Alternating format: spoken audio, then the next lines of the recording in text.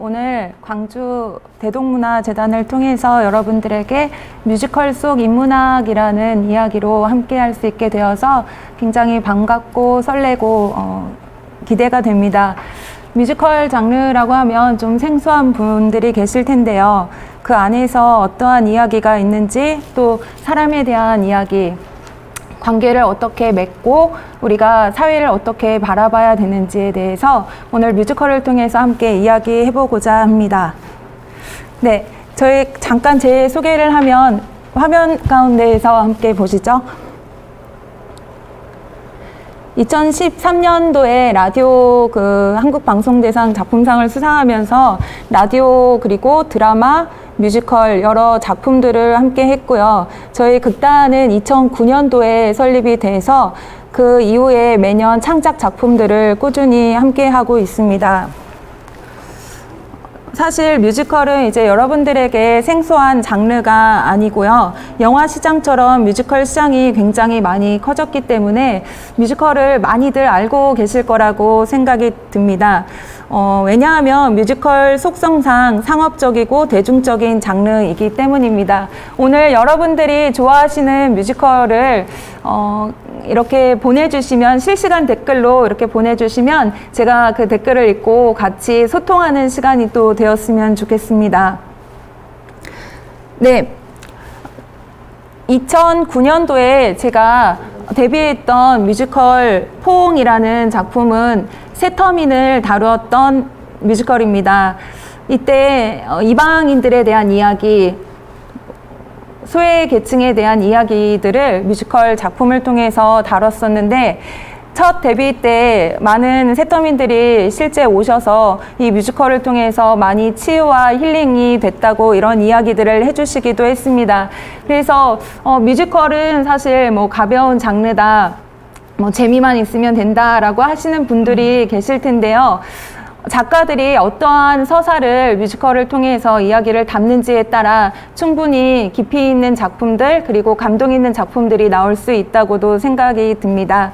오늘 간단하게 뮤지컬은 무엇인가부터 시작해서 뮤지컬의 역사, 종류에 대해서 짧게 한번 스케치를 해보고 지나가 보도록 하겠습니다.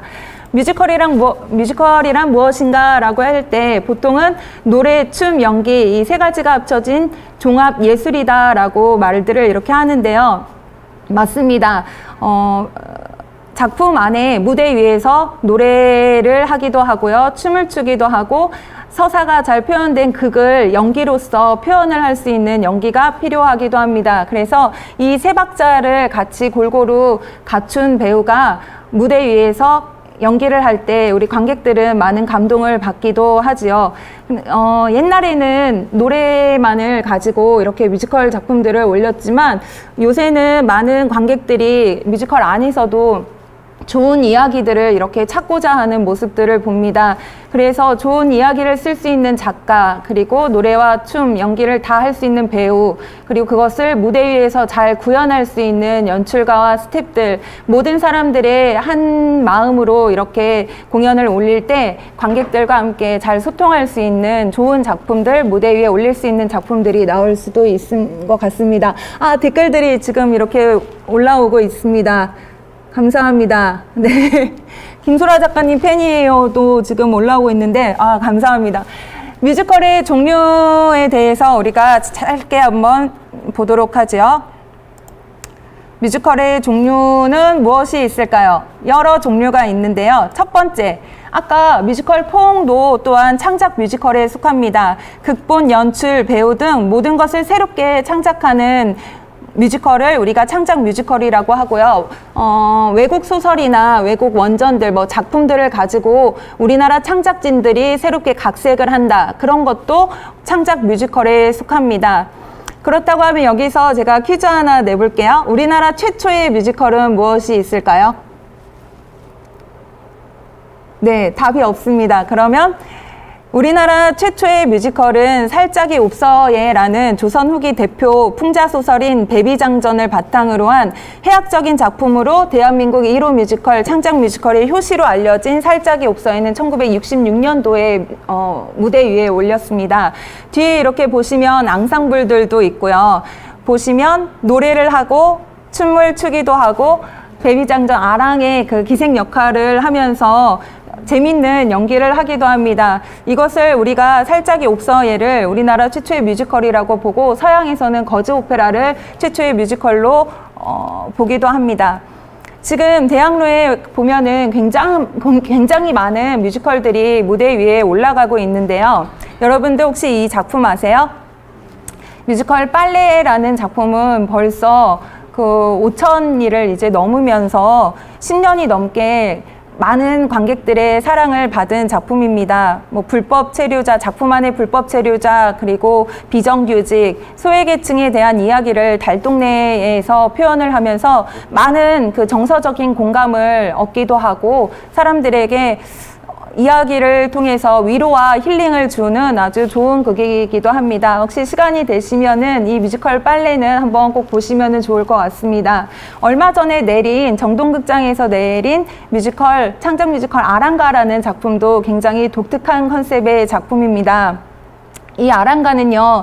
백제의 그 도미설화를 바탕으로 해서 만들어졌는데 국악 뮤지컬입니다. 그 작품 안에 국악적인 정서를 굉장히 듬뿍 느낄 수 있는 작품이기도 하고요. 지금 벌써 3년째 올라왔는데 이제 다음 작품을 또 기대하면서 우리가 이 아랑가를 보시면 좋겠습니다. 네. 뮤지컬 빨레는요, 이따 저희가 시간이 되면은 한번 같이 보도록 하고요. 어쩌면 해피엔딩도 지금 무대 위에서 올라가고 있는 작품입니다. 전미도와 정문선 배우가 같이 합을 맞추고 인간들을 돕는 헬퍼봇, 인공지능 로봇들이 서로 사랑을 나누면서 감정을 교류하는 극으로 우리에게 사랑이란 무엇인가 라는 생각을 전해주는 좋은 뮤지컬이라고 볼 수 있습니다. 네. 제가 그렇다고 하면 제가 제일 좋아하는 우리나라 창작 뮤지컬은 무엇일까요? 그 뮤지컬은 뮤지컬 서편제라는 작품입니다. 이청준의 그 소설 남도 사람의 그 소설책에 나온 서편제의 이야기인데요. 이 이야기는 한 딸이 딸에게 그 한을 심어주고 예술의 경지를 이루기 위해서 아버지가 그 딸의 눈을 멀게 한다라는 굉장히 좀 비극적이고 비약적인 스토리가 담겨져 있지만 우리나라에서 판소리를 소재로 한국적인 정서의 뮤지컬을 만들어 보겠다라고 시도를 하면서 만들어진 뮤지컬이기 때문에 굉장히 그 시도가 좋았고 무대 위에서도 그 서사를 충분하게 아픔의 서사를 충분히 느낄 수 있었던 아주 좋은 극이었던 것 같습니다. 이 뮤지컬 서편제는요, 보시면은 옛날 영화로도 아마 다들 보셨을 거예요. 이때 당시에 주라기 공원이라는 작품과 함께 극장에 그렇게 올라갔었는데 주라기 공원이 그때 당시 굉장히 인기가 많았어요. 근데 서편제도 100만이 처음으로 넘었던 영화로 우리에게 이 이야기는 참 익숙하고 우리 정서를 잘 표현하고 일 수 있는 그런 작품입니다. 이렇게 창작 뮤지컬들을 보면요. 90년대 말부터 지금까지 굉장히 많은 뮤지컬들이 올라가고 있고요. 다양한 이야기들이 뮤지컬 안에, 작품 안에 녹아져 있는 것들을 우리가 볼 수 있습니다. 네. 다음으로 라이센스 뮤지컬입니다. 뮤지컬의 종류에서 금방 창작 뮤지컬을 보았죠. 창작 뮤지컬들은 한국의 사람들 그리고 우리나라의 사람들 창작진들이 새롭게 만든 뮤지컬 창작 뮤지컬이라고 하고요. 그리고 라이센스 뮤지컬은 외국에서 제작한 뮤지컬을 로열티 계약을 맺고 국내로 들여와서 공연하는 뮤지컬입니다. 아마 여러분들이 대형 극장, 그러니까 대극장에서 많이들 보신 뮤지컬들이 거의 다 라이센스 뮤지컬일 것 같습니다. 흔히들 라이센스 뮤지컬을 할 때 보면 이 4대 뮤지컬을 딱 꼽아요. 오페라의 유령, 미스 사이공, 캐츠, 그리고 뮤지컬 레미제라블입니다. 네 작품 중에 혹시 보신 작품들 계신가요? 캐츠는 작년 올해 영화로도 나왔고요. 레미제라블 오페라의 유령은 영화로도 나와서 굉장히 많은 관객들에게 인기가 있었던 작품이기도 합니다. 이 작품 중에서 우리가 살펴볼 거는요. 한국 뮤지컬의 산업화를 이끈 작품이 이 네 작품 중에 한 작품이 있습니다. 사실 그 당시에 그 우리나라 뮤지컬 시장이 굉장히 협소했고요. 한 800억 원대의 뮤지컬 시장을 이뤘는데 이 뮤지컬 시장 이후로 이 뮤지컬을 공연 이후로 한국 뮤지컬 시장이 굉장히 많이 성장을 했습니다. 거기에 따른 뮤지컬이 바로 오페라의 유령입니다. 이게 단일 매출로는 200억 원을 조회를 하면서 굉장히 많은 관객들을 뮤지컬 시장에 데려왔던 뮤지컬 작품이기도 합니다. 오페라의 유령은 얼마 전에 한국에서 코로나 시기에 들어와가지고 방역을 잘 하면서 잘 마치고 공연을 끝났습니다. 네, 창작 뮤지컬, 라이센스 뮤지컬 두 뮤지컬을 우리가 잠깐 살펴봤는데요. 사실 뮤지컬 단일 작품으로 역대 여기에 나오진 않지만 역대 최고의 흥행작은 바로 그 라이언 킹입니다. 라이언 킹 다들 아시죠? 그 97년 뉴욕 브로드웨이에서 초연된 이후에 9,500만 명 이상이 관람하면서 역대 그 영화 뭐 스타워즈 시리즈 그 수익이 8조 2천억 원인데 이거는 8조 5천억 원의 이상의 수익을 창출하면서 지금도 라이언 킹이 공연이 되고 있습니다. 그래서 뮤지컬을 보면 이제 뮤지컬은 굉장히 관객들에게 사랑받는 대중적인 장르, 상업적인 장르다라고 우리가 볼 수 있습니다. 다음으로는 뮤지컬의 종류에서 주크박스 뮤지컬입니다. 아까 창작 뮤지컬, 라이센스 뮤지컬, 그리고 주크박스 뮤지컬은 유명 가수의 기존 히트곡에 스토리를 입힌 뮤지컬을 말합니다. 여러분들 좋아하는 노래 있나요? 캐츠라고 아까 우리나라 산업화를 이룬 뮤지컬이 뭐냐고 여쭤보니까 캐츠라고 답을 하셨는데 네, 좋습니다. 그 주크박스 뮤지컬에서 기존 히트곡 좋아하는 노래에 뮤지컬의 서사를 새로 입혀가지고 만든 뮤지컬을 주크박스 뮤지컬이라고 하는데요. 엄청 유명한 작품이 있죠. 뮤지컬 맘마미아. 아바의 노래를 가지고 만든 작품입니다. 이 작품이 흥행을 하기도 했고요. 그리고 영화로도 나와서 영화 시즌 1편, 2편까지 이렇게 나온 걸 알 수 있습니다. 그래서 아바의 노래가 서사와 굉장히 잘 붙어서 성공적으로 안착했다라고 볼 수 있고요.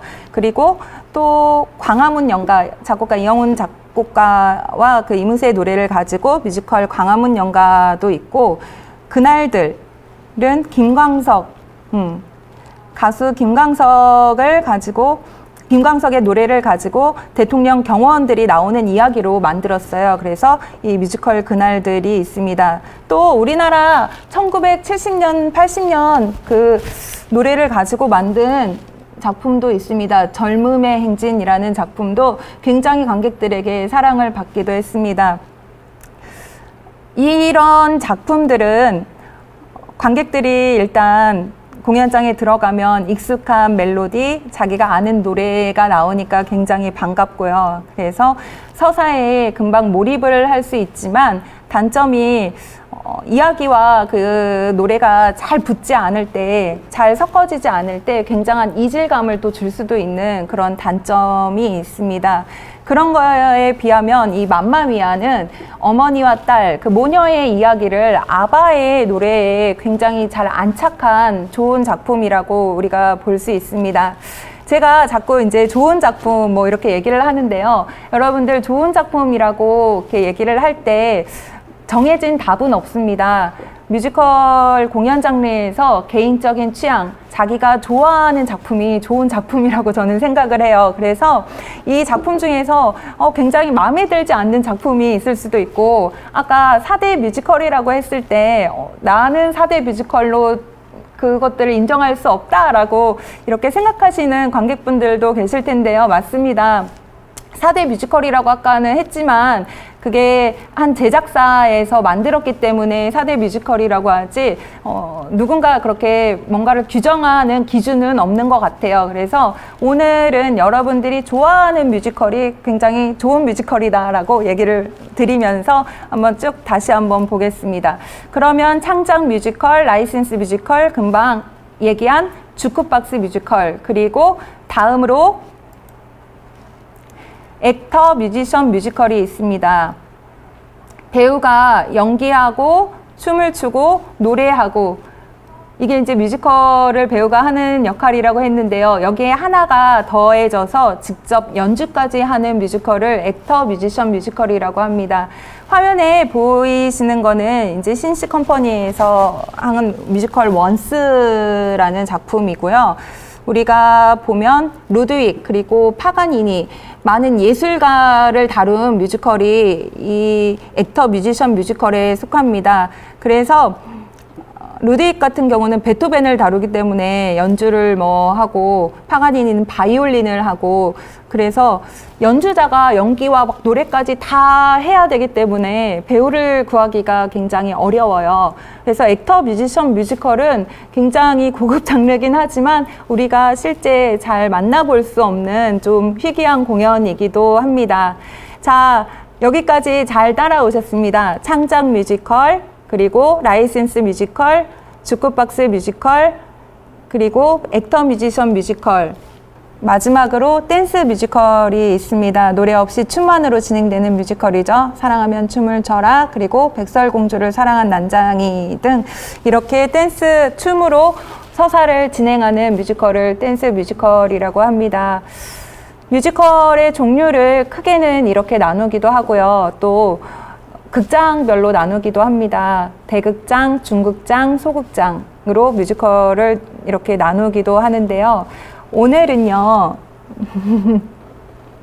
오늘은 여러분들에게 제가 가져온 뮤지컬, 그리고 또 이 작품 안에서 같이 이야기를 나눌 뮤지컬은 바로 창작 뮤지컬입니다. 우리나라 배우들 그리고 우리나라 창작진들이 새롭게 이야기를 만들어서 올린 게 창작 뮤지컬이라고 말씀을 드렸는데요.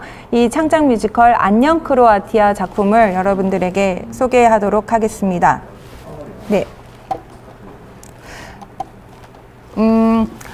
커서가 잘 되지 않아서 이 부분도 조금 해결을 해주시면 감사하겠습니다. 네. 안녕 크로아티아 작품은요, 우리 그 작곡가가 김미경 작곡가가 넘버를 했고요. 네, 감사합니다. 네, 고맙습니다. 네, 안녕 크로아티아 작품은 2018년도에 아르코안예종 뮤지컬 아카데미에서 개발된 작품으로 처음에 뮤지컬 독해로 시작을 해서 무대 공연까지 올라온 작품입니다. 2018년도에 CJ 그 아지트 대학로에서 16회차 공연을 했고요. 누군가 안녕 크로아티아 인생 뮤지컬이에요. J1144님, 제이님이 이렇게 말씀을 해주셨습니다. 아, 감사합니다. 그래서 오늘 이 안녕 크로아티아 작품과 인문학적인 이야기, 도대체 이 작품 안에서 이야기하고 싶은 거는 무엇이었을까라고 생각을 하시면서 오늘 작품 분석을 한번 해보도록 하겠습니다. 안녕 크로아티아에 있는 배경은요, 크로아티아입니다. 제목에서 그냥 나와 있죠. 그것처럼 크로아티아를 배경으로 펼쳐지는 이야기입니다. 연인들의 천국, 동유럽의 크로아티아, 그리고 크로아티아 남부 도시 두보르니크에 가게 되는 이야기인데요. 그 젊은 연인들이 이제 크로아티아 남부 도시에 있는 두보르니크로 이제 여행을 떠나면서 펼쳐지는 이야기입니다. 이 작품 안에서 주요한 소재로 쓰인 것이 바로 실현 뮤지엄, 실현 박물관입니다. 네. 혹시 여러분들 실현 박물관이라는 이야기 들어보셨어요? 우리가 박물관을 얘기할 때 뭐 커피 박물관, 공룡 박물관, 전기 박물관, 뭐 여러 가지 다양한 박물관들이 요새 많이 있잖아요. 그런데 크로아티아 수도 자그레브에 가보면 이러한 독특한 뮤지엄, 실현 박물관이라는 뮤지엄이 있습니다. 모든 이별한 사람들이 이 박물관에 들리면 굉장히 마음의 위로를 많이 받기도 하고요. 모든 깨진 관계들이 이 뮤지엄 안에 다 있게 됩니다. 이 뮤지엄을, 박물관을 설립한 두 연인이 있는데요. 네. 지리산포수님, 광주에 있는 대학인가요? 광주에 있는 대동문화재단이라는 단체가 있습니다. 거기에서 오늘 여러분들과 함께 뮤지컬 속 인문학이라는 주제로 오늘 특강을 진행하고 있습니다. 실현박물관은요, 이 올린카 비스티카와 드라젠 구루비시치라는 두 사람이 함께 설립한 박물관입니다. 두 사람은요, 서로 연인들 사이였어요. 연인 관계였어요. 그런데 그 연인 관계도 어느 날 종료가 되고 맙니다. 이 연인들이 굉장히 사랑했다가 그 관계가 이제 유효기간이 끝나버린 거예요. 그래서 이 박물관이 어떻게 만들어졌냐면 처음에 박물관도 아니었어요. 그냥 두 사람이 너무 오랜 시간 동안 함께 했다가 두 사람이 함께 공유했던 물건들이 많으니까 이 물건을 그냥 버리기가 아까웠던 거예요. 그래서 이 물건을 버리지 말고 우리 그러면 이 물건에 우리의 추억들, 이야기를 한번 담아서 물건과 이야기를 결합한 것들을 전시를 해보자 해서 굉장히 그냥 작게 시작한, 컨테이너에서 작게 시작한 2006년도에 시작한 작은 전시였는데 이 소식을 들은 친구들이 이렇게 얘기를 합니다. 나도 그 물건들이 있어. 나도 나한테도 보내지 못한 물건들, 나한테도 아직 여기 가슴에 남아있는 이야기가 있지라고 친구들이 이제 이야기하기 시작합니다. 그리고 물건들을 보내기 시작하고 같이 하면 좋겠어 라고 하면서 이 두 사람이 시작한 이 컨테이너 전시관이 이제 많은 사람들의 이야기와 물건들로 채워지게 됩니다. 그러면서 이 뮤지컬이 2006년도에 시작을 했는데요. 작은 컨테이너에서 시작한 이 박물관이 이제는 35개, 전 세계 35개 도시를 돌면서요. 국경과 문화를 초월한 공감을 이끌어냈고요. 그동안 14년 동안 파리, 런던, 샌프란시스코, 베를린 등 굉장히 다양한 도시들을 돌아다니면서 사람들의 물건과 이야기를 수집하기 시작합니다. 그리고 그 사람들에게 채택된 물건과 이야기는요, 이제 몇 개가 이제 선택이 돼서 크로아티아 박물관, 실현박물관의 그 수장고의 연구소장이 될 수 있는 특권을 이렇게 허락하기도 합니다. 굉장히 많은 센세이션을 일으켰어요. 그리고 상도 많이 받았어요. 독특한 상을 받았는데요. 2011년도에는 유럽 뮤지엄 포럼에서 유럽에서 가장 혁신적이고 선구적인 박물관에 수여하는 올해의 유럽 뮤지엄 케네스 허드슨 상을 수상하기도 하면서 많은 공감들을 이끌어냈습니다. 여기에 혹시 한번 살짝 같이 들어가 볼까요? 네. 우리 공복의 소주님이 공복에 소주 드시면 안 됩니다. 박물관 이름에서 울컥했다고 하셨는데요. 네. 실현박물관 안에 가보면요. 이런 물건들이 있어요.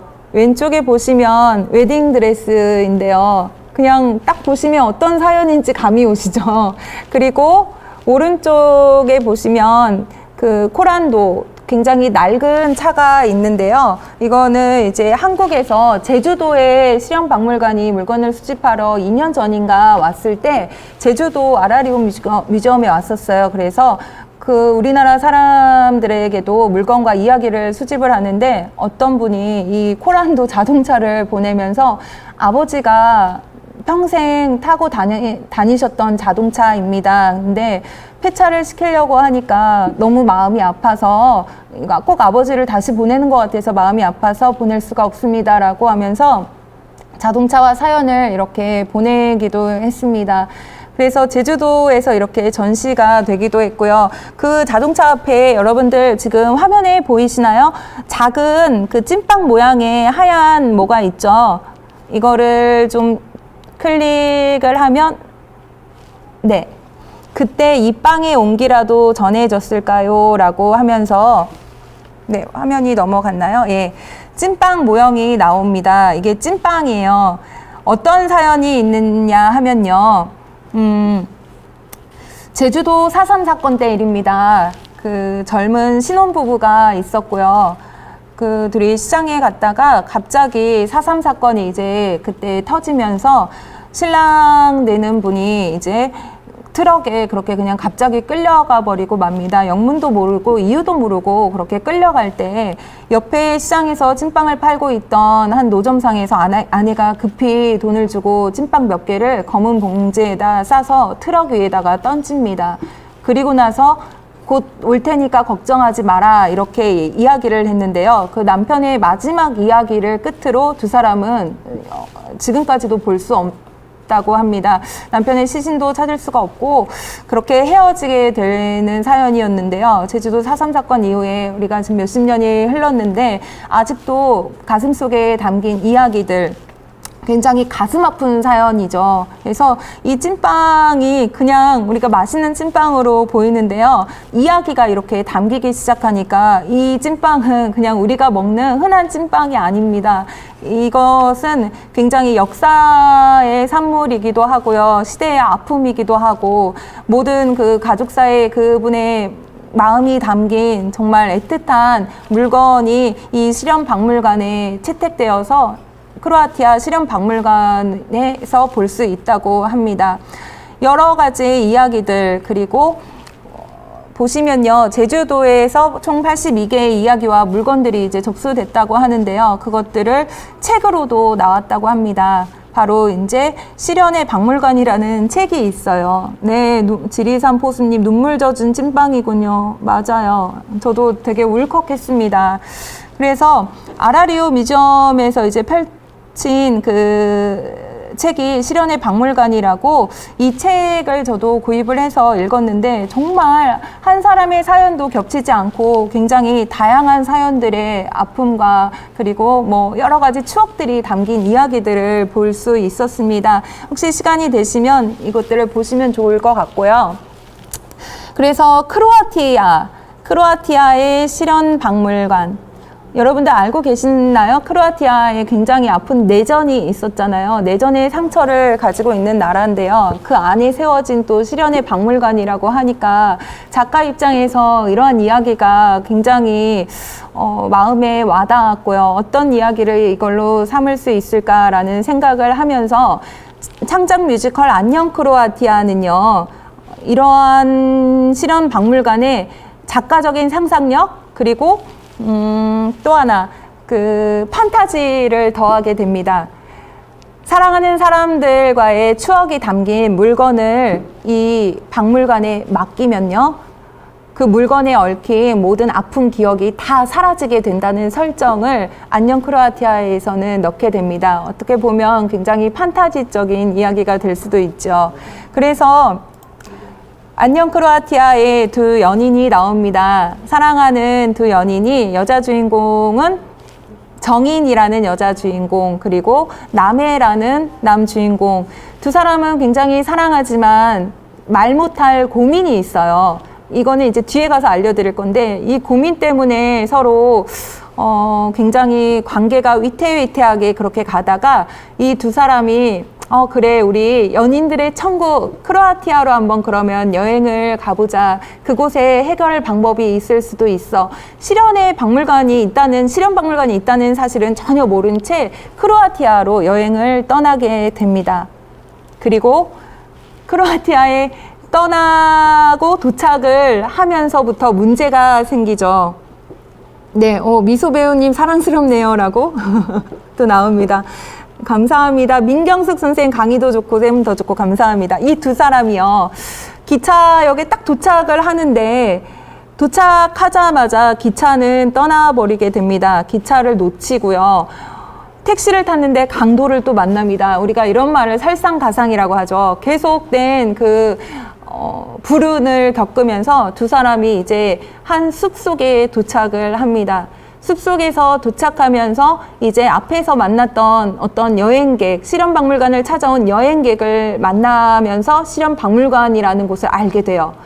거기에서 부르는 넘버가 있습니다. 여러분들 뮤지컬에서는 노래를 넘버라고 부릅니다. 그래서 여기에서 나오는 떨어지는 꽃잎 3장을 잡으면이라는 넘버가 있는데요. 이 넘버는 두 사람이 굉장히 극명한 성격의 대비를 보이기도 하고요. 그리고 사랑에 대한 관점, 사랑을 어떻게 생각하는지, 사람을 어떻게 생각하는지에 대해서 관점이 보이는 것을 떨어지는 꽃잎을 통해서 이야기하고 있는데요. 그 장면 오늘 제가 뮤지컬 넘버를 한번 준비해 봤습니다. 같이 짧게 감상하는 시간 한번 가져보시면 좋겠습니다.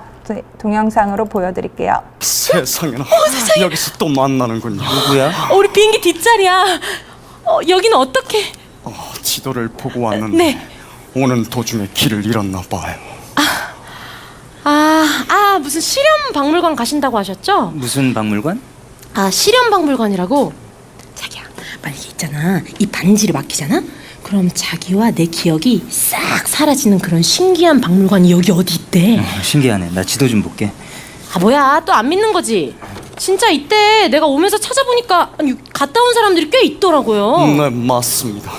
이 실현 박물관은 말이죠, 발칸반도 전쟁이 한창이던 해에 세워졌는데 말이죠, 내전에서 죽은 연인들을 잊지 못한 사람들이 극단적인 선택을 하자 비밀리에 세워졌는데 말이죠, 죽지 못해 사는 사람들도 이곳에만 다녀오면 새로운 사랑을 시작한다는데 말이죠.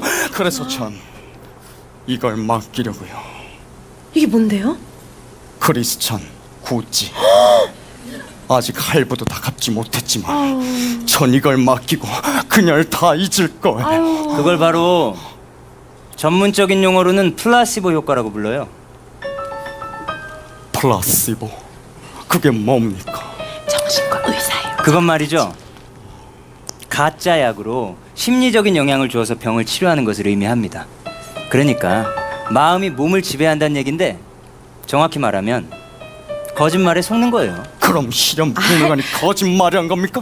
다 개뻥이라고요? 예. 아니요. 플라시보 효과 그거는 마음에 믿음만 있으면 얼마든지 진짜가 될 수 있다는 말이죠.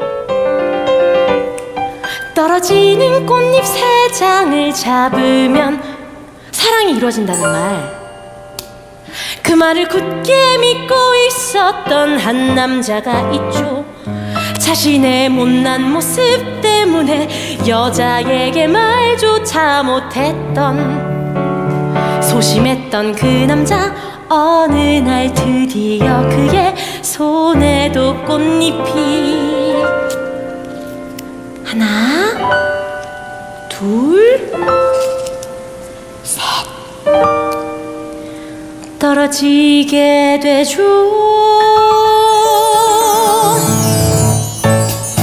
너에게 하지 못했던 고백, 마음 꽃잎 쥐고 있어. 이제는 자신 있게 할 수 있어. 꽃잎 쥐고 있어.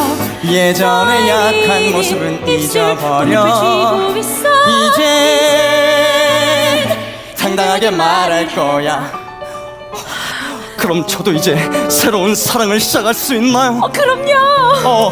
그렇다고 가짜가 진짜가 될 순 없지. 꽃잎이 시들어버리는 날 당당한 남자는 다시 소심한 남자로 돌아갈 테니까. 그래서 믿음이 중요한 거잖아.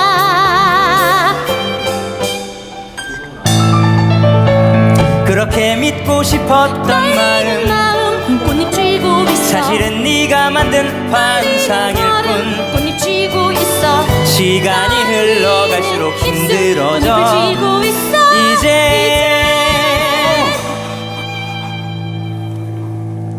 언젠간 그 믿음도 바닥이 날 텐데, 남자만 더 큰 상처받고 떠날 거야. 꽃잎이 시들어버린다 해도, 꽃잎이 떨어지지 않는다 해도, 처음부터 변하지 않는 게 있었잖아. 하룻밤 환상 같아 떨리는 마음, 사랑만 있다면, 사랑이 이루어진다고 떨리는 믿어보라. 걸음, 사랑만 있다면 언젠간 처음으로 돌아가도 사랑만 있다면 이제 한 번쯤은 믿어볼까. 저도 한번 믿어보려고요. 네.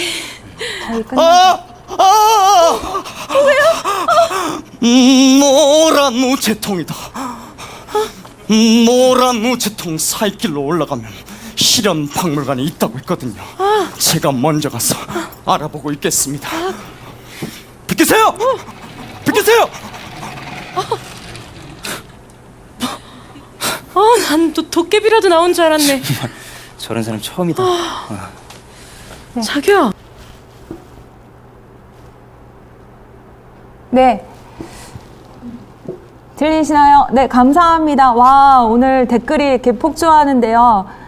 성우님, 뮤지컬 못 본 지 1년 넘은 듯이라고 하셨는데, 잠깐 그 짧은 넘버지만 좀 즐거운 시간이 되셨으면 좋겠습니다. 김흥수님, 감동입니다. 와, 고맙습니다. 네, 지리산 포수님, 한예종 출신이 아니고 아르코 한예종 뮤지컬 아카데미 출신입니다. 네. 태웅태연님, 와, 미녀 김소라 선생 감사합니다. 와, 오늘 댓글들을 이렇게 말씀을 해주시니까 저도 굉장히 힘이 나고요. 오늘 끝까지 한번 달려보도록 하지요. 어떠셨어요? 이 꽃잎 떨어지는 꽃잎 3장을 잡으면 굉장히 넘버 멜로디도 좋고요. 우리 배우들 연기도 잘하고 노래를 잘하죠. 더 보고 싶다고 하셨는데 짧은 홍보를 드리자면 이 뮤지컬은 10월 27일, 28일 날 전주에서 우진문화공간에서 예술극장에서 공연이 진행이 됩니다. 단 이틀 동안만 이제 뮤지컬 도깨로 진행이 되니까요. 혹시 관심 있는 분들 MD 남겨주시면은 제가 알려드리도록 하겠습니다. 자, 이 뮤지컬은요. 아까 실험박물관을 소재로 했다고 그랬잖아요. 그 뮤지컬 안에서는 작품 안에서는 실험박물관이 이제 판타지적인 설정으로 나와서 물건을 맡기면 모든 기억들이 사라진다라고 했는데요. 여러분들 같으면 그런 아픈 기억이 있는 물건이 있으면 혹시 이 실험박물관에 맡기실 수 있을까요? 아니면 아픈 기억도 나를 만든 거니까 그 기억도 나는 가지고 있겠다라고 생각을 하십니까? 굉장히 아픈 기억 같은 경우는 이런 박물관이 있으면 사실 맡기고 싶기도 하지요. 근데 오랜 시간이 흐르다 보면 또 그런 상처들이 건강한 저의 모습을 또 만들 수 있는 통로가 되기도 하는 것 같습니다. 이 떨어지는 꽃잎 3장은요, 이 두 인물의 성격이 보이세요? 남자는 굉장히 비관적이고 사랑을 믿지 않죠. 그리고 여자 정의는 굉장히 긍정적이고 그 사랑을 믿고 싶어하는 모습을 볼 수 있습니다. 보시면요, 이 남자 주인공을 우리가 이제 조금 잘 들여다볼 필요가 있는 것 같아요. 네, 이 남자 주인공. 아까 남해는요, 우리 정인이 살짝 소개를 하길 정신과 의사예요 라고 얘기를 하잖아요.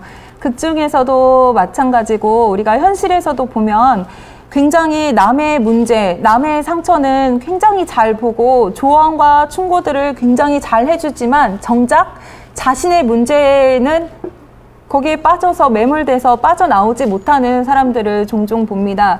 우리가 그렇게 설계가 된 것 같아요. 남의 문제는 정말 잘 보는데 자신의 문제를 해결을 하라고 하면 그건 또 해결하지 못해서 쩔쩔매는 모습들을 보는데요.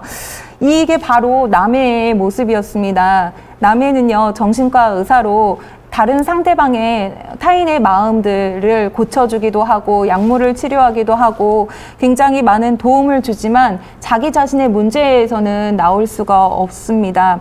여러분들 그거 아세요? 그 심리학적인 정설로 이제 많이 연구가 되어 가고 있다고 하는데 만 12세 이전에 받은 상처, 만 12세 이전에 받은 그 굉장한 상실감은요, 그 사람의 전 인생을 덮어버릴 수 있다고 합니다. 그래서 큰 영향력을 끼치는 12세 이전의 그런 기억들은요, 충분히 그 상처를 치료하지 않으면 남은 인생에서 굉장히 문제를 일으킬 수 있다고 하는데요. 이 남해가 그랬어요. 남해가 받은 상처는 무엇이었을까요?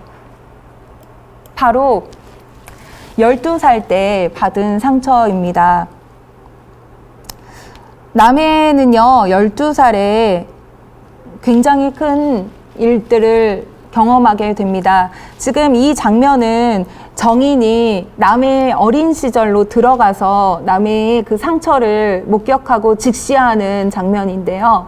이제 뮤지컬 안에서 후반부에 가면 남해의 상처가 나옵니다. 왜 그렇게 한 번도 사랑하는 연인에게 사랑해라는 말을 해주지 못했는지, 여자 주인공이 그 크로아티아까지 가서 듣고 싶었던 말은 남자가 해주는 사랑한다는 고백이었어요. 그 말이었어요. 근데 그 말을 끝까지 하지 못합니다. 남자는. 왜 그렇게 그 말이 할 수가 없었을까요? 남해의 전사를 살펴보면 12살 때 일이 벌어집니다. 이 가운데 있는 우리 멀티맨이 아버지 역할로 나오는데요. 심각한 가정폭력에 시달리고 있는 가정으로 나옵니다. 그래서 어린 시절에 아버지의 폭력, 그리고 어머니도 그 폭력에 고스란히 노출이 되어 있어서 나중에 어머니가 옥상으로 도망갑니다. 옥상에 막 쫓아간 어린 남해, 어머니가 보랏빛 얼굴로 이렇게 멍이 들어서 남해를 마지막으로 이렇게 쳐다봅니다. 그리고 나서 마지막으로 했던 말이 사랑한다라는 말이었어요. 어머니가 겁에 질린 남해를 꼭 안아주면서 사랑한다라고 말을 하고 그대로 옥상에서 뛰어내립니다. 굉장히 비극적인 전사죠. 남해가요, 네, 폭력은 정말 맞아요. 그래서 그런 폭력, 너무나 지울 수 없는 트라우마, 사랑하는 엄마가 그렇게 마지막을 사랑한다는 말을 남기고 그렇게 가버렸을 때 남의 상실감은요, 이 친구가 정신과 의사를 하고 그 상처를 극복하려고 굉장히 많은 노력들을 합니다. 하지만 그거를 지울 수가 없었고요. 그것들을 벗어날 수가 없었어요. 그래서 그 상처에 매몰되어서 계속 이 여자를 보면 그 사랑한다는 말이 할 수가 없는 거예요. 그 고백을 절대 나올 수가 없었습니다. 그래서 사실 여자는 그런 전사를 모르고 계속 남자에게 사랑을 확인하고 의심하고 추궁하고 집요하게 묻고 또 묻고 했을 때 남자가 이제 질리게 됩니다. 네. 그러면서 이제 또 다른 문제가 봉착하게 되는데요. 네, 사진만 봐도 맴짓이 된다고 하셨는데, 우리 보시면요, 이제 두 번째 소재, 아까 첫 번째 소재가 실현박물관, 모든 기억을 지워주는, 아픈 기억을 지워주는 실현의 박물관이라고 하면요, 작품 안에 주요한 모티브로 나오는 두 번째 소재가 있습니다. 그것이 바로 영국 화가가 그린 프랭크 딕시의 고백이라는 작품입니다. 그 화가 이름이 프랭크 딕시였고요. 이 사람이 그린 고백이라는 작품이에요. 여러분들 지금 보이시나요? 네. 이 작품을 보면 1896년도에 그려진 작품인데요. 작가가 이 작품을 보면서 그냥 아버지와 딸처럼 보일 수도 있는데 연인 관계로 이제 바라봅니다.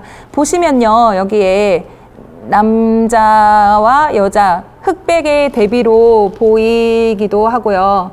그리고 계속 흩날리는 커튼들이 보이기도 하죠. 그 커튼 사이로 여자의 몸짓을 한번 보세요. 두 손을 포개고 눈빛은 무언가를 굉장히 기대하고 있고 기다리고 있고, 그리고 무언가를 되게 남자에 향한 그런 말들을 기다리고 있는 것 같죠. 근데 남자의 모습을 한번 보세요. 굉장히 고뇌에 휩싸인 표정입니다. 이 고뇌에 휩싸인 표정 가운데 여자에게 해줄 수 있는 말이 어떻게 할 수 있을까, 그리고 그 말을 하지 못해서 이렇게 있는 모습들을 봅니다. 고백이라는 것들을 보면서, 이 제목을 보면서 제가 생각을 했어요. 그래서 도대체 둘 사이에 무슨 사연이 있었을까? 첫 번째가 실현의 박물관이 주요 모티브라고 하면 프랭크 딕시의 고백은 이 미술관이 나온 이유가 있습니다. 여러분들 보시면 정인의 직업, 아까 남해의 직업은 정신과 의사였고요. 이 정인 여인의 직업은 바로 미술관 큐레이터입니다.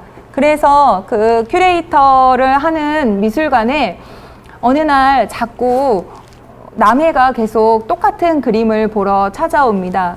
이 그림 앞에 서 있어서 계속 이 그림을 보는 남해를 보면서 정인이 계속 신경이 쓰이고 마음이 쓰이는 거예요. 그러면서 두 사람이 이 작품 앞에서 만나게 되거든요.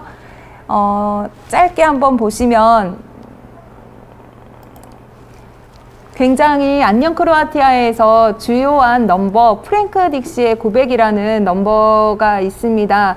뒤에서 리프라이즈로 나오는데요. 뮤지컬에서는 중요한 장면일 때 앞에 나온 곡을 다시 한번 리프라이즈라는 용어를 써서 다시 한번 재생을 하기도 하는데요. 이 프랭크 딕시의 고백은 여자가 그림을 보면서 설명하는 내용을 넘버 안에 담았고요. 맨 마지막에 다시 한번 이 넘버가 나오게 됩니다. 이 넘버 한 번만 다시 듣고 들어가실게요. 두 분은 만난 지 얼마나 됐어요? 저희는 좀 됐어요. 근데 어디서 만났는데요? 미술관에서요. 제가 큐레이터거든요. 죄송합니다. 침묵. 계속하세요. 그이가 저희 미술관에 매일매일 같은 그림을 보러 왔어요. 근데 언제부턴가 제가 그 사람을 기다리고 있더라고요. 어머나 세상에, 자세히 좀 얘기해 보세요. 그럴까요? 네.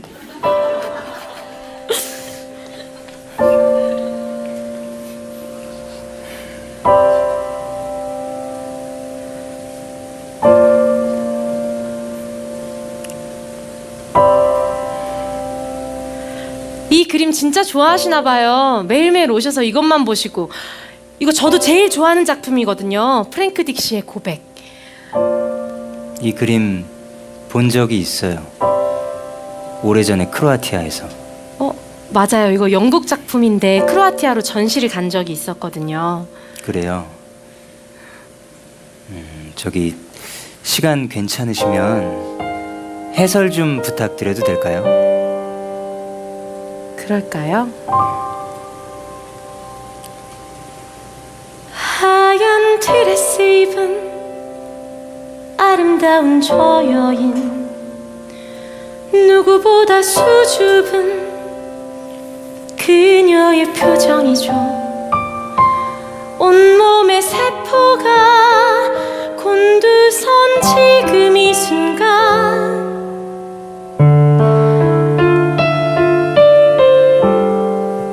저 남자의 대답을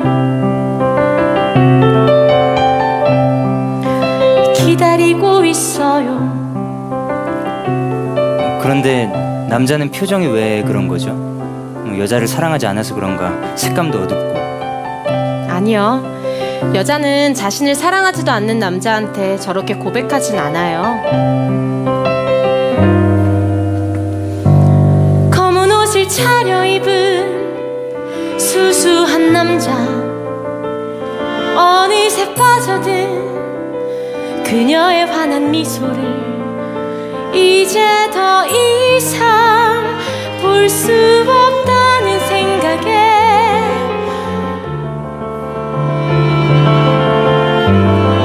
깊은 슬픔으로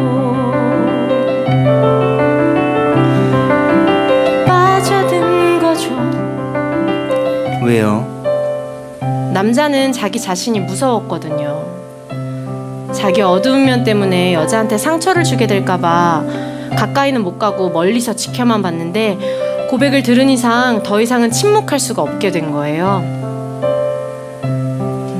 그래서 어떻게 되나요? 어떻게 될 것 같아요?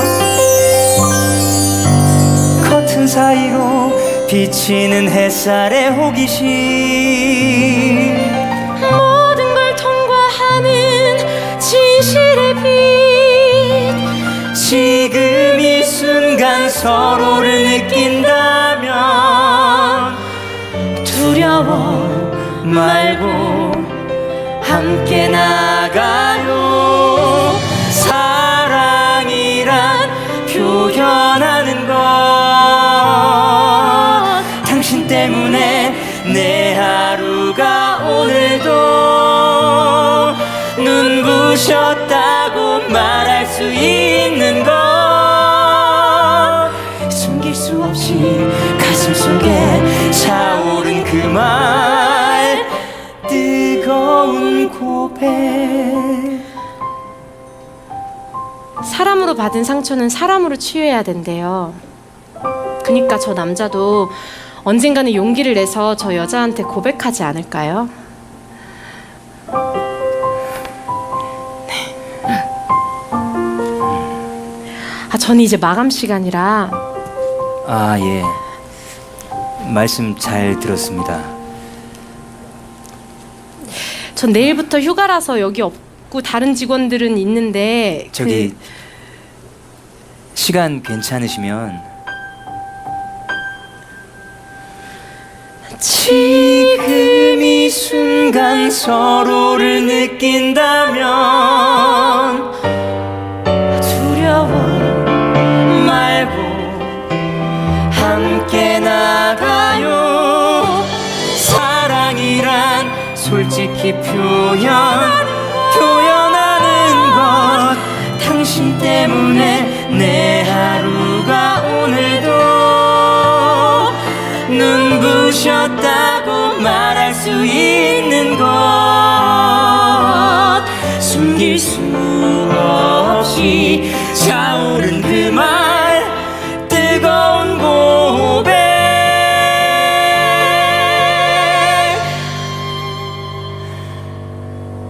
이제 해야 할 시간. 시간 괜찮으시면 식사라도 하실래요? 저 오늘 고마워서요. 좋아요. 아, 네, 좋아요. 네.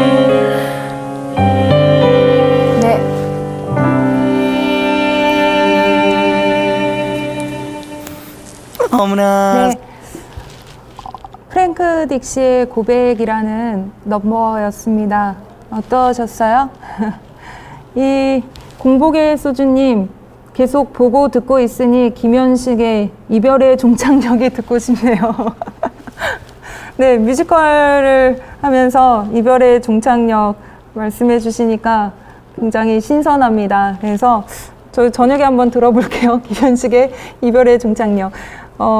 프랭크 딕시의 고백이라는 이 넘버는요, 이렇게 두 사람을 이어주는 매개체이기도 하고요, 작품 안에 굉장히 주요한 통로가 되기도 합니다. 고백에 관련한 이 정인의 이야기들, 그림을 통해서, 그림을 빗대서 정인이 이야기를 하죠. 사랑이란 솔직히 표현하는 거다. 모든 아픔들을 감당할 수 있으니 이야기를 해봐라 라고 하지만 남해에는 아직 준비할 시간들이 되지 않았었습니다. 그래서 남해의 그 시간이 흐르고 난 뒤에, 그리고 두 사람 시련의 박물관에서 크로아티아에서 이제 이 고백을 들을 줄 알았던 정희는 남해와 또 사소한 말다툼 끝에 드디어 폭발을 하게 됩니다. 그러면서 실현 박물관에 자기와 상관된 모든 물건들을 이제 맡겨버리겠다라고 얘기를 하면서 두 사람 실현 박물관으로 같이 들어갑니다. 처음엔 남해가 먼저 들어가요. 그리고 그 모습에 충격을 받은 정인이 따라 들어갑니다. 그리고 무대에는 한국으로 돌아오게 됩니다. 한국에서 이제 서로를 못 알아봐요. 기억을 못 해요. 그런데 사실은요, 스포일러가 있어서 여기까지 말을 하진 못하겠습니다. 저희가 공연이 계속 있으니까요. 그래서 사실 그 뒤에 반전이 있지만 마지막에 이 프랭크 딕시의 고백은 남해가 이제 정인에게 이야기를 해주면서 다시 한번 주요한 모티브로 이제 등장을 하게 됩니다. 그래서 저희가 독해할 때는 처음 제목이 프랭크 딕시의 고백을 제목으로 썼다가 이제 공연을 올리고 무대에 올리면서 안녕 크로아티아라는 제목으로 이렇게 바뀔 정도로 이 넘버가 주요한 기능을 하게 됩니다. 여러분들 혹시 이 작품 이야기를 들으시면서 떠오르는 영화 있으세요? 떠오르는 영화가, 저는 이 영화가 떠올랐어요. 혹시 이터널 선샤인이라는 영화 기억하십니까? 케이트 윈슬렛과 짐 캐리가 나오는 영화였죠. 사랑 그렇게 다시 기억된다라고 하는데요. 최고의 멜로 영화라고 얘기를 하기도 하고 관객들이 굉장히 사랑한 영화가 이 이터널 선샤인입니다. 연출이 굉장히 잘 된 작품이라고 들었는데요. 보시면은 두 사람도 굉장히 사랑했던 연인이었지만 나중에 계속 서로 안에 상처를 남기고 그렇게 하다가 결국 헤어지게 됩니다. 헤어지고 나서 두 사람은요, 이 안녕 크로아티아에서는 실험 박물관으로 떠나지만 이 두 사람은 기계를 의존을 해서요. 네. 인생 영화라는, 누군가 인생 영화라고도 하셨습니다. 박고은님. 네. 좋아하는 영화. 이터널 선샤인 하니까 굉장히 많은 이야기를 하시는데요. 두 사람도 이제 서로 안에 있는 기억들, 아픈 기억들을 기계를 이제 이용해가지고 지우기 시작하는데요. 거기에서 이제 나오는 파생되는 기억의 조각들, 편린의 조각들이 엄청나게 서로를 더욱더 기억하게, 오히려 더 기억하게 만들고 마음을 아프게 만들면서 다시 사랑할 수밖에 없는 그걸로 가게 되죠. 그래서 이터널 선샤인이 이 영화가 생각이 나기도 했고요. 사실 살아가면서 우리 모두는요, 다 그 상실을 겪고 있습니다. 안녕 크로아티아에서 그 모델이 된 인물이 있어요. 누구냐면요, 엘리자베스 키블러 로스라는 심리학자입니다. 죄송하지만 일치하는 장소를 찾을 수 없네요. 네, 엘리자베스 키블러 로스는 또 이상합니다. 기계 한 번만. 네, 나오네요. 엘리자베스 키블러 로스는 에도의 5단계를 발표한 심리학자입니다. 굉장히 유명한 심리학자이기도 했는데요. 에도의 5단계를 이제 설정하고 발견을 했는데, 이 엘리자베스 키블러 로스가 아까, 네, 아니요, 괜찮습니다. 네.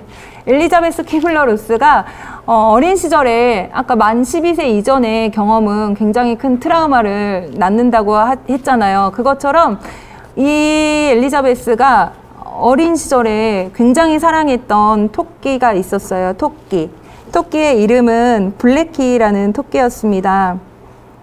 이 블랙키라는 토끼가 굉장히 엘리자베스가 이름을 지어줄 정도로 사랑했던 토끼였는데요. 여러분들, 우리가 누군가한테 물건, 사물이든 동물이든 이름을 지어준다는 행위는 굉장히 특별한 의미가 담긴 행위잖아요.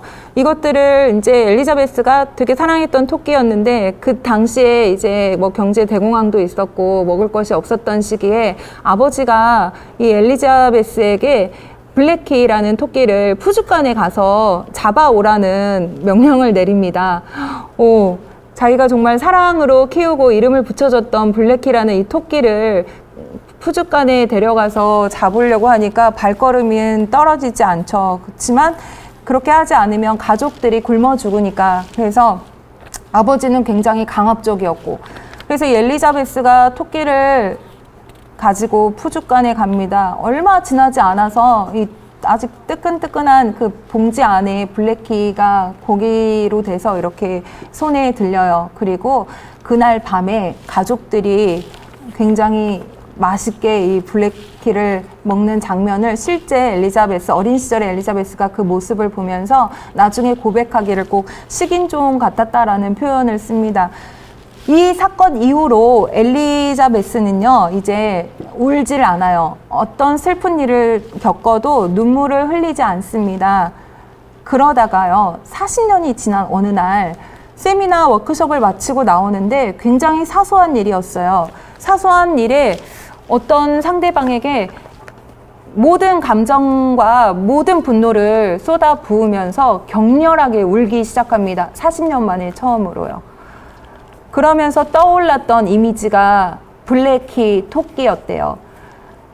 이 사람은 그 토끼의 그 상처, 그 트라우마, 그 아픔들을 아버지 때문에 표현을 하지 못했던 거예요. 표현을 못하고 40년 동안 마음에 꽁꽁꽁 숨기고 억눌려 왔다가 40년 만에 그게 터지면서 눈물을 흘리게 됩니다.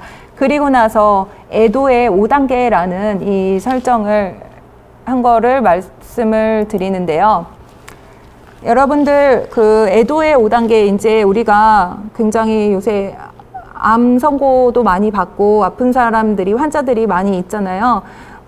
보통은 이런 단계로 간다고 합니다. 내가 암 선고를 딱 받을 때 나는 아닐 거야. 뭔가 사진이 뒤바뀌었을 거야. 잘못 검사가 나왔을 거야 하면서 처음에는 그것들을 부정을 하고요. 그 다음에 왜 하필 나야? 라고 하면서 분노를 하고 그 다음에는 이제 어떻게 해야 되는지, 뭐 수술과 항암을 어떻게 해야 되는지 이제 협상을 하게 되고요. 그것이 잘 이루어지지 않았을 때는요, 이제 사람이 깊은 우울에 빠집니다. 이 우울 상태에 빠졌다가 맨 마지막에 이제 그 현실을 받아들이고 되는 그 수용의 단계를 거치는데요. 이게 애도의 5단계라고 엘리자베스가 이제 설정한 단계입니다. 근데 모든 사람이 이 단계를 단계적으로 이렇게 순차적으로 밟지는 않고요. 한꺼번에 이게 오기도 하고 어떤 사람은 이게 굉장한 시간이 많이 필요한 경우도 있고요. 여기에서 뭐 뒤죽박죽으로 이게 오기도 하고 그런다고 합니다. 요새 코로나 시대에 많이 힘드시죠? 모든 사람들이 상실을 경험하고 있습니다. 일상을 우리가 잃어버리고 있지 않습니까? 그래서 강의도 이제 이렇게 온라인으로 여러분들을 만나고 있고요. 또 잃어버리는 것들이 뭐가 있을까요? 사업에 실패한 분들은 돈을 잃어버리고 뭐 건강도 잃어버리고 또 사랑하는 사람을 떠나보내야 되는 굉장한 큰 죽음에 대한 상실도 많이 우리가 겪고 있고요. 저도 얼마 전에 이런 상실들을 굉장히 그냥 상실한 상태에서 살고 있는 것 같아요. 그리고 젊음을, 시간이 지나면 지날수록 우리는 젊음을 상실하고 있습니다. 네. 상실과 함께 살아가는 법이 이제 지금 우리에게 굉장히 필요한데요. 오늘 이 작품을 통해서 우리가 상실을 어떻게 받아들이고 그것과 함께 살아가야 되는지 조금 생각해 볼 수 있는 시간이 되었으면 좋겠습니다. 우리가 많은 것들을 잃어버리고 있습니다. 모든 사람은 죽음에 빠지고요. 죽음을 어떤 사람도 예외적으로 피해 갈 수가 없죠. 부자든 가난한 사람이든 모든 사람은 결국에 죽습니다. 그래서 이 죽음에 대한 상실을 경험하고 다양한 상실들이 있어요. 그래서 꼭 뭐 자격, 위치, 자기 위치를 지키려고 발버둥을 치기도 하죠. 우리가 상실하지 않으려고 얼마나 애를 쓰고 있습니까? 자기가 있는 그 현실에서 그 지위를 지키려고 엄청난 노력들을 하는데요. 그 노력 가운데에서 굉장히 위로와 힐링들이 필요한 시대이기도 한 것 같습니다. 그래서 상실을 조금 더 깊이 우리가 들어가 보면요. 상실한 것에 대한 애도가 필요한 것 같습니다. 이 애도는 둘루스라는 라틴어 어원이 있고요. 이거를 더 따지고 올라가면 불어로 고통이란 둘레흐라는 고통을 뜻하기도 합니다. 우리가 뭔가를 상실을 겪었을 땐 굉장히 고통스럽고요. 이 고통은 두렵습니다. 아직 해보지 못한 상실들이 우리가 남아 있을 수도 있어요. 그래서 그 고통을 피한다고 하면 좋겠지만 우리가 피할 수 없다면 어떻게 해야 되는지 굉장히 고민에 빠질 수 없지 않습니다. 프랑스의 비평가, 굉장히 유명한 비평가이자 철학가인 롤랑 바르트라는 사람이 있습니다. 보이시나요? 네. 이 롤랑 바르트는 1915년에서 1980년대의 시대를 살아왔던 사람인데요. 이 화면에서는 아직 넘어가지가 않는 것 같은데 넘어갔나요? 네. 네, 딜레이가 계속 되고 있습니다. 아, 네네네.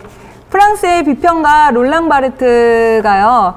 네, 여러분들 사랑의 단상이라는 그 작품도 이렇게 있으면서 자주 아실 거예요. 이 사람이 63세에 어머니를 잃게 되는 경험을 하게 됩니다. 어머니를 잃고 나서 굉장한 상실에 빠져요. 그 상실감에. 그래서 뭐 기호학에 굉장히 선구적인 학문의 업적을 남기기도 하고 프랑스의 철학사에서도 굉장히 업적을 큰 인물이기도 한데 어머니를 잃고 나서 이 모든 것들이 다 부질없게 되고 굉장히 큰 상처를 받게 되는데요. 이 사람이 2년 동안 어머니가 떠나고 2년 동안 매일매일 일기를 씁니다. 그 일기의 조각들을 모아서 펴낸 책이 바로 애도 일기라는 책입니다. 이 애도 일기라는 책을 보시면요. 자신의 심경을 굉장히 솔직하게 적어놨어요. 1978년도 6월 15일에 적힌 일기였습니다. 어머니가 돌아가시고 모든 일들은 아주 빨리 다시 시작되었다. 원고들을 재촉하기도 하고 이런저런 문의들, 또 이런저런 사람들이 하는 이야기들, 그리고 사람들은 자기가 원하는 것을 가차없이 얻어내려고 한다. 그녀가 죽자마자 세상은 나를 마비시킨다. 산 사람은 살아야 한다라는 말로 우리가 어떤 상실을 겪거나 죽음에 대한 상실을 겪은 사람한테 흔히 하는 말이 있잖아요. 산 사람은 살아야지라고 이렇게 위로를 하는데요. 거기에 대해서 굉장히 이 롤랑 바르트는 반감을 갖게 됩니다. 그리고 그 말에 대해서 굉장히 배격을 하고 다른 글들을 쓰기 시작하는데요. 프로이트 같은 경우는 우리가 무언가를 상실했을 때 프로이트식의 해석은 그 상실한 대상을 다른 것으로 대체할 수 있다라고 합니다. 그 대체하지 못했을 경우에 깊은 우울로 빠지는 병리적인 현상을 겪게 된다고 했는데요. 롤랑 바르트는 조금 다른 이야기를 합니다. 이 사람은 모든 사람이 그 아픔의 속도나 아픔의 깊이나 그것들이 다 다르기 때문에 이러한 말을 또 하게 됩니다. 상실을 겪었을 때, 누구나 자기만이 알고 있는 아픔의 리듬이 있다라고 얘기를 합니다. 맞아요. 어머니를 많이 사랑했기에 보내드리는 시간도 충분히 있어야 했나 봅니다. 라고 우리 J1143J님이 보내주셨는데 맞습니다. 누구나 자기만이 알고 있는 아픔의 상실의 리듬이 있어요. 근데 그게 사회의 규격이나 어떤 사람들에게 맞춰서 갈 수 있는 것의 성질이 아니에요. 롤랑 바르트는 이렇게 얘기를 합니다. 내 아픔의 리듬은 내가 규정할 수 있다. 어떤 걸로도 대체할 수가 없다. 그 어머니에 대한 사랑은 다른 어떤 걸로도 대체할 수 없고 이 아픔의 리듬, 이 상실에 대한 애도를 맞췄을 때 나는 비타노바, 새 생명을 가진 다른 사람이 된다라고 이렇게 얘기를 합니다. 그러니까 상실을 겪지 않았을 때의 자기 자신과 상실을 겪었을 때 이후에 자기 자신은 굉장히 아예 다른 새로운 인물이 된다라고 롤랑 바르트는 이렇게 이야기를 하고 있습니다. 저는 이 말이 굉장히 일리가 있고 공감이 되는 말이라고 생각을 합니다. 우리가 어떤 상실이나 아픔, 상처를 겪었을 때 굉장히 거기에 대한 애도의 기간이 사회의 리듬에 맞춰서 살아가다 보면 굉장히 짧아요. 그래서 충분히 애도하지 못하고 충분히 마음에 정리되지 못한 상태에서 그저 막 살아가는데 이러한 문제는 살아가면서 반드시 찾아오게 되는 경험을 하게 되는 것 같습니다. 그래서 롤랑 바르트의 말대로 우리만이 알고 있는 오직 자기 자신만이 할 수 있는 그 아픔의 리듬을 인정을 하고 거기에 따라서 맞추는 것도 사회의 그 순서나 사회의 리듬하고는 다르지만 사회 리듬에서는 겉으로는 살아갈 수는 있어도 이것들을 인정하고 우리가 알아가는 것도 굉장히 중요하다라고 생각이 듭니다. 많은 상실들을 우리가 지금 현재 경험을 하고 있지 않습니까? 그래서 또 그 상실에 대한 애도는 앞으로 엄청난 시간들이 많이 필요할 것 같습니다. 국가적으로도, 그리고 우리가 실제 가정 안에서, 그리고 우리가 관계를 맺는 모든 관계 안에서도 이러한 상실감을 오늘도 또 뭐 계속 다가올 내일 안에서도 이제 겪을 수 있는데요. 이 상실을 어떻게 애도할 것인가, 이 애도의 기간을 우리가 어떻게 잘 보내야 될 것인가라는 고민은 함께 같이 고민하고 작품 안에서 보면서도 이것들을 위로받을 수 있는 것 같습니다. 여러분들 창작 뮤지컬들이 이제 굉장히 많은 소재들이 있고요. 그리고 많은 이야기들이 무대에 올라가 있지만 주로 이런 상실, 결핍의 이야기들을 다룹니다. 모든 인간들은 결핍이 있고 살아가면서 상실을 겪기 때문에 작가들이 하는 이야기들은 사람 이야기입니다. 그래서 영화, 미술, 연극, 뭐 공연, 모든 예술 장르가 사람의 이야기를 한다고 앞에서 말씀을 드렸잖아요. 그래서 사람의 이야기 안에서는 상실과 결핍이 당연히 있기 때문에 작품을 보실 때 그런 관점에서 한번 분석해서 보시고 거기에서 주인공이 어떻게 힘을 또 찾아서 가는지 그것들을 한번 보시면서 공감하시면서 보시면 굉장히 큰 위로와 그런 것들이 있을 것 같습니다. 네, 태웅태연님, 상실, 이별, 고통, 이 뮤지컬을 통해 위로받고 인간적 성숙을 이루길, 뭐 이런 내용의 강의인 것 같다고 하셨는데 맞습니다. 근데 뭔가 뭐 교조적이거나 이렇게 교훈을 드리려고 하는 건 아니에요. 관객들이 어떤 지점에서 얻는 감동들은 다 다르기 때문에요. 오늘 제가 두 번째 창작 뮤지컬을 또 잠깐 짧게 한번 소개를 해드리겠습니다. 이 뮤지컬도요, 이제 11월에 다시 재현이 된다고 합니다. 안녕 크로아티아도 굉장히 좋은 뮤지컬인데 이 작품도 굉장히 호평을 많이 받았고요. 그리고 상도 많이 받았고 연극적이지만 이 연극 안에 깊은 인간에 대한 이야기가 담겨져 있다라고 하면서 수작의 작품으로 꼽히는 작품입니다. 혹시 보신 분들이 계실까요? 창작산실에서 나왔고요. 이 뮤지컬도 사실 아르코안 예종 뮤지컬 아카데미에서 개발된 작품입니다. 뮤지컬 호프입니다. 창작 뮤지컬 호프는요, 강남 작가와 김효은 작곡가의 협업으로 이 작품이 공연됐습니다. 카프카의 미발표 원고를 둘러싼 30년간 끝나지 않는 재판이라는 이야기를 다루고 있습니다. 실제 있었던 이야기를 원작으로 했는데요. 보고 싶었는데 아직 못 보셨다고 했는데 11월 18일부터 공연을 두산에서 한다고 합니다. 그래서 한번 보시면 좋을 것 같고요. 그 카프카, 여러분들 아시죠? 변신을 우리에게 가르쳐준 변신, 소설 변신. 실존주의 문학으로 굉장히 대표되는 프란츠 카프카는 1883년에 그 체코 프라하에서 태어납니다. 이 프라하에서 태어나서 카프카가 많은 활동들을 했지만 사실 문학도로서 크게 인정을 받진 못했습니다. 살아있을 때 인정받지 못하고 굉장히 좀 불운한 삶을 살다 간 작가입니다. 이 작가가 죽기 전에 유언을 합니다. 어떤 유언을 하냐면요, 자신의 마지막 남은 유작들 있잖아요. 그 미발표 원고, 이 미발표 원고를 태워달라고 합니다. 발표하지 말고 그 자신의 친구 막스 브로트가 굉장히 둘도 없는 친구 사이였는데요. 이 친구에게 부탁을 합니다. 내가 가장 좋아하는 친구, 내 마지막 소원은 내가 남긴 모든 것들을 불태워주게. 일기든 원고든 편지든 그림이든 간에 모조리 읽어보지 말고 다 불에 태워졌으면 좋겠어 라는 이런 유언을 남기는데요. 막스 브로트는요, 그 원고를 태우지 않습니다. 태우지 않고 카프카의 진심은 이 원고가 발표되는 것이었을 거다라고 이렇게 생각을 하고요. 그 원고를 계속 보관을 합니다. 이 원고를 계속 보관을 하는 그 시기가 2차 세계대전의 시기였어요. 그래서 굉장히 어려운 시기임에도 불구하고 카프카의 원고를 지켜냅니다. 왜냐하면 카프카 유대계 독일인이었거든요.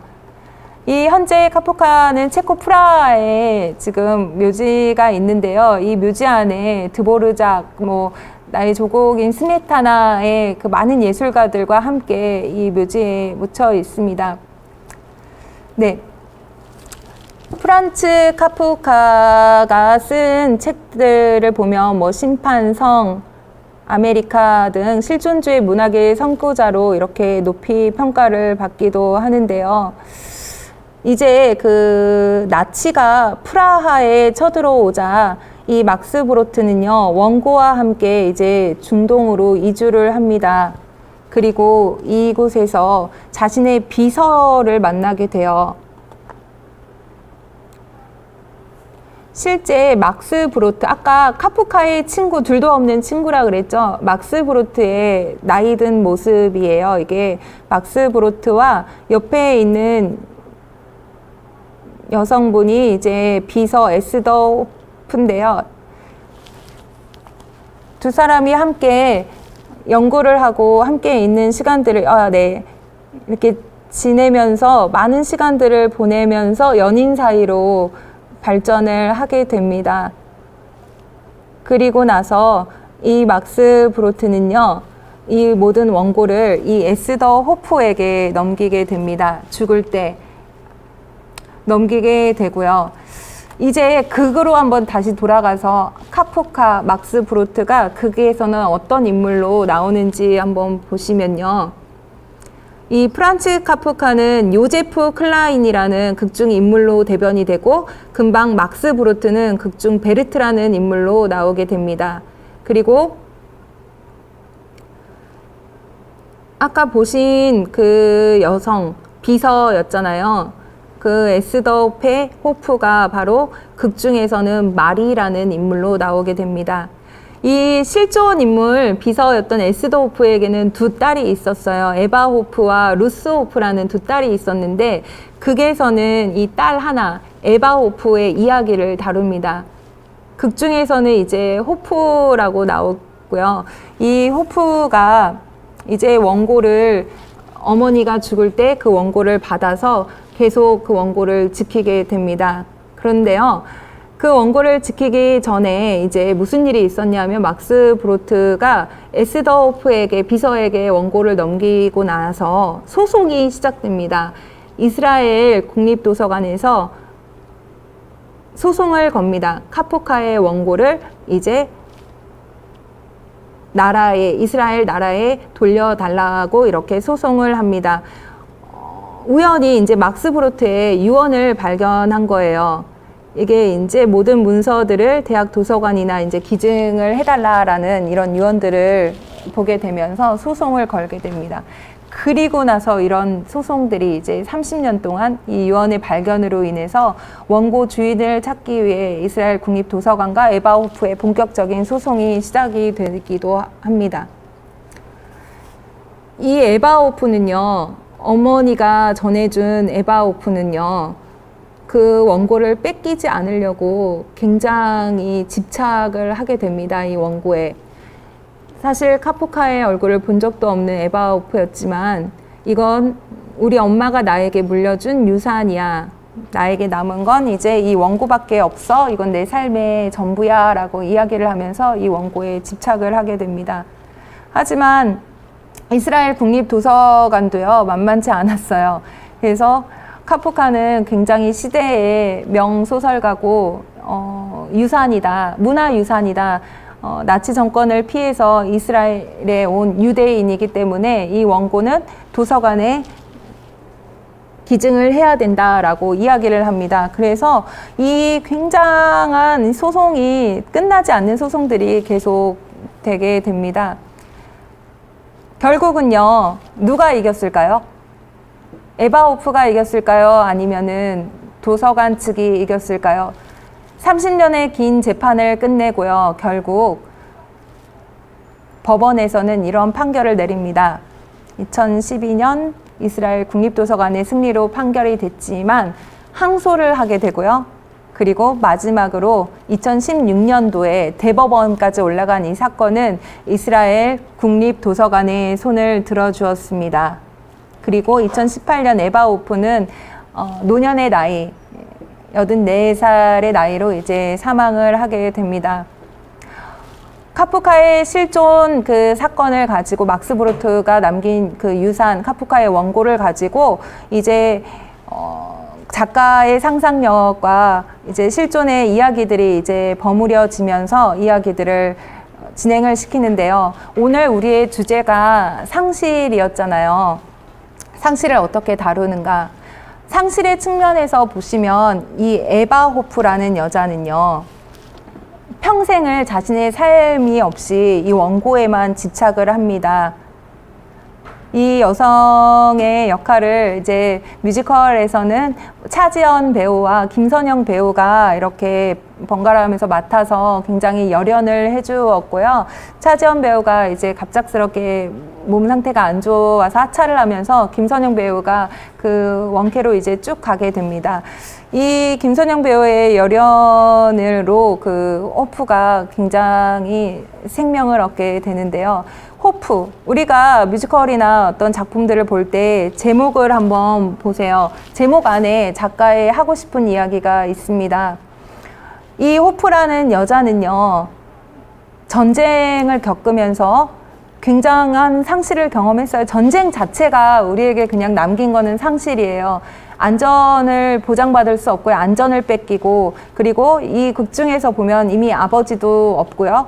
그리고 어머니에 대한 사랑도 받지 못합니다. 아까 그 비서였잖아요. 막스 브로트의 비서 에바 호프는요. 그 브로트가 극 중에서는 이제 자꾸 자기 안전을 위해서 가정으로 돌아가려고 합니다. 그 유부남이어서 가정으로 돌아가려고 하니까 이 에바 호프가 굉장히 불안합니다.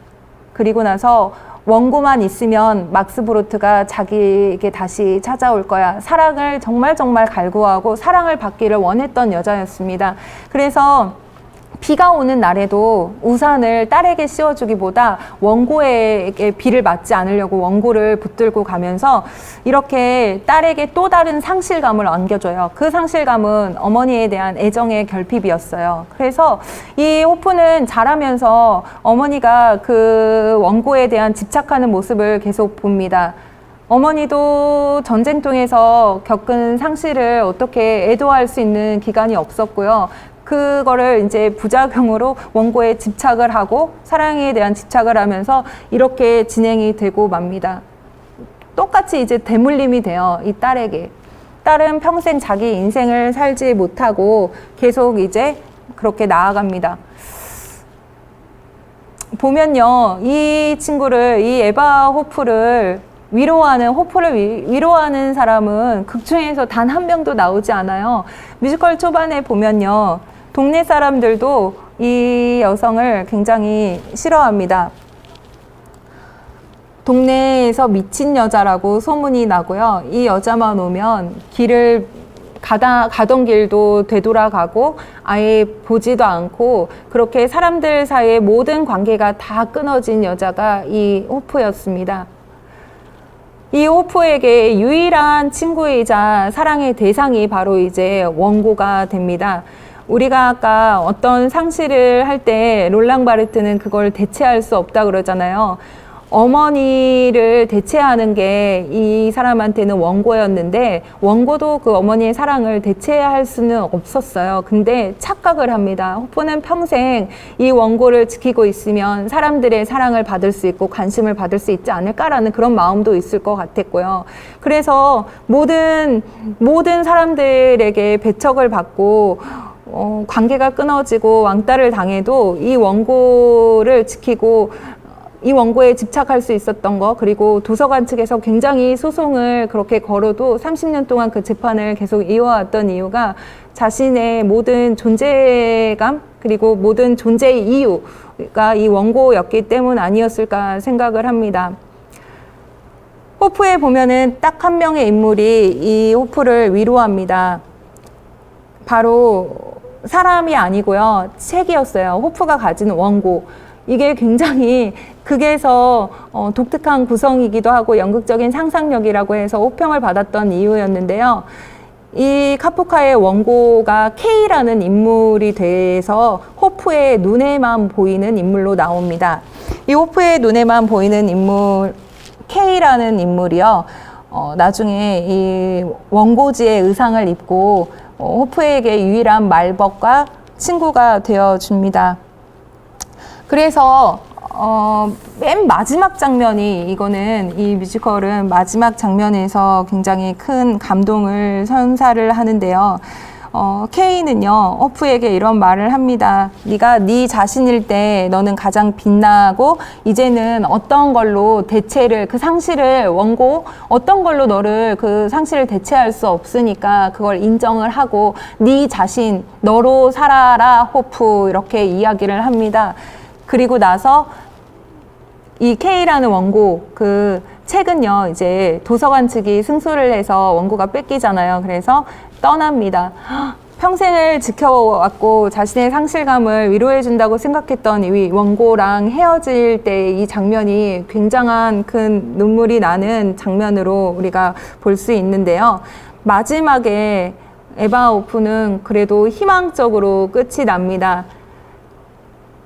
현실에서는 사실 우리가 이런 상실감을 겪었을 때 많은 사람들이 호프, 희망을 갖지 못하고 좌절을 하거나 넘어지거나 인생이 거기서 끝나는 경우를 볼 수 있고요.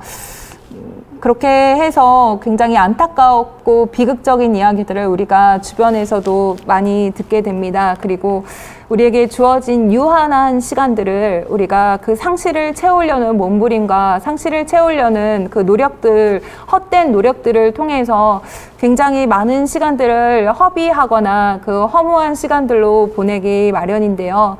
여러분들 오늘 그 안녕 크로아티아 작품과 이 호프를 통해서 여러분들 안에 있는 상실은 무엇이 있었을까? 무엇이 있고 이것 때문에 나는 어떤 걸로도 대체할 수 없는 이 상실을 어떤 걸로 지금 채우려고 이렇게 노력을 하고 있는지 한번 자기 자신을 자세히 직면하고 들여다보는 시간이 되셨으면 좋겠습니다.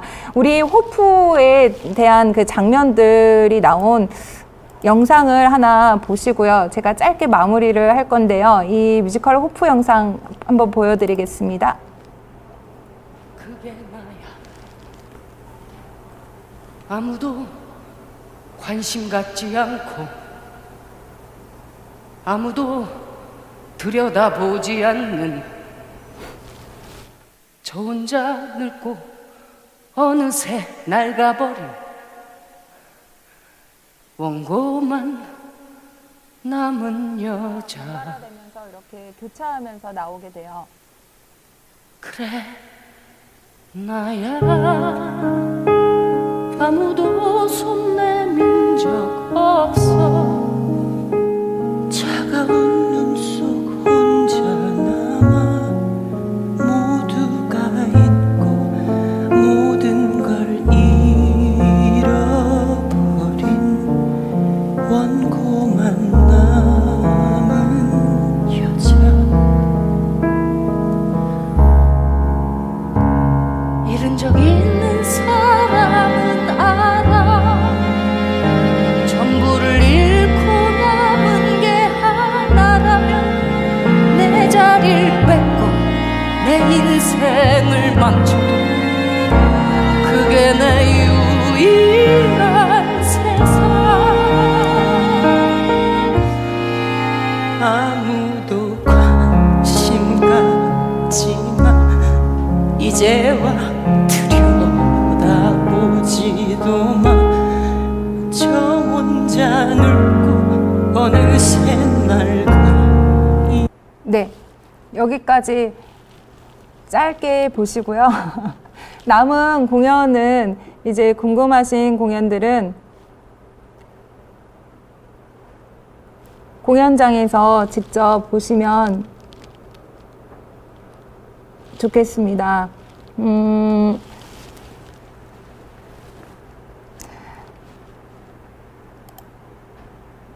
네.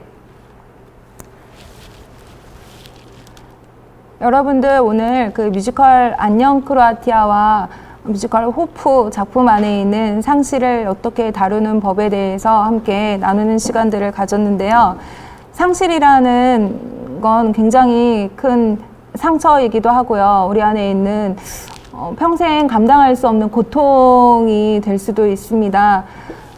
보시면요, 모든 관계가 다 끝나버려서 다시는 돌아갈 수가 없고 다시는 전처럼 회복할 수가 없는 게 상실이에요. 그냥 뭔가를 노력해서 다시 찾는다라는 거는 있을 수가 없는 게 상실인 것 같습니다.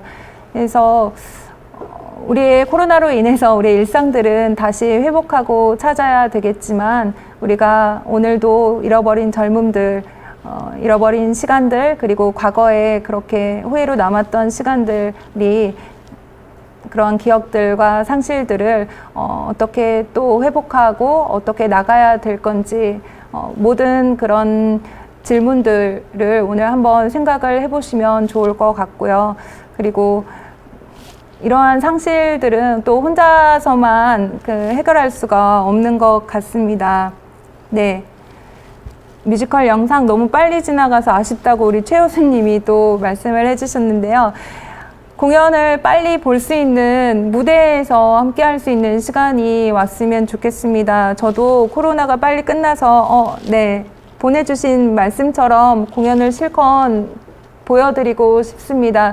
무대 위에서 우리 배우들이 전하는 호흡들, 그리고 몸에서 나오는 에너지들과 그런 기운들을 관객들과 함께 같이 만나고 싶은데요. 이 안녕 크로아티아는 10월 27일, 28일에 그 무대에서 볼 수가 있고요.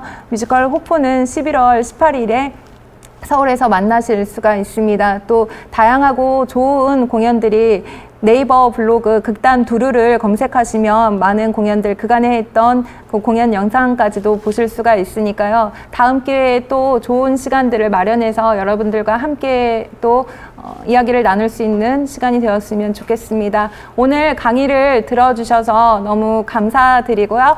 네, 여기까지 김소라 작가였습니다. 감사합니다.